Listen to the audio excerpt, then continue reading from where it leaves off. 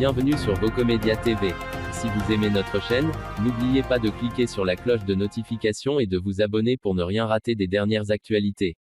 Covid-19, l'ONS finalement pessimiste sur la vaccination pour vaincre la pandémie. Des propos pas vraiment rassurants.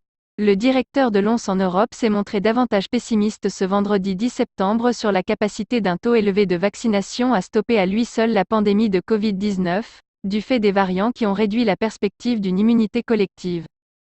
Avec une probabilité accrue que la maladie demeure de façon endémique sans être éradiquée, Hans Kluge a appelé, lors d'une conférence de presse, à anticiper pour adapter nos stratégies de vaccination, notamment sur la question des doses supplémentaires. En mai, le responsable sanitaire onusien avait affirmé que la pandémie sera terminée lorsque nous aurons atteint une couverture vaccinale minimale de 70% de la population mondiale. Interrogé sur le fait de savoir si cet objectif valait toujours ou s'il devait être relevé, Hans Kluge a souligné que les nouveaux variants plus contagieux, principalement Delta, avaient changé la donne.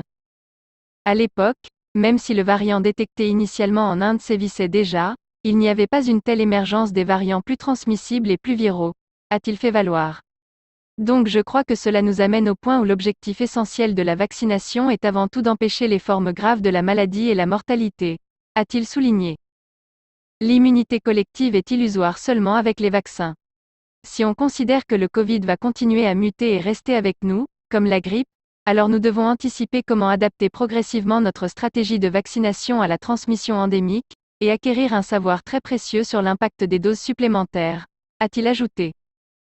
Selon des épidémiologistes, il semble désormais illusoire d'atteindre l'immunité collective uniquement grâce aux vaccins, mais ceux-ci restent tout de même cruciaux pour circonscrire la pandémie de Covid-19.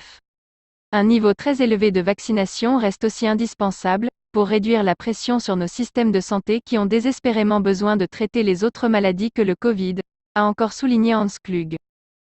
Désormais dominant, le variant Delta est jugé 60% plus transmissible que le Alpha et 2 fois plus que le virus historique. Or, plus un virus est contagieux, plus élevé est le seuil nécessaire à l'immunité collective, c'est-à-dire le seuil de personnes immunisées au-delà duquel l'épidémie cesse. Celle-ci peut s'obtenir via les vaccins ou l'infection naturelle. Restez informés en profitant des dernières actualités en format audio, à écouter sans modération chez vous, au bureau ou dans votre voiture. N'hésitez pas à partager cette vidéo avec vos proches ou à laisser des commentaires. Vocomédia TV vous remercie et vous dit à très bientôt.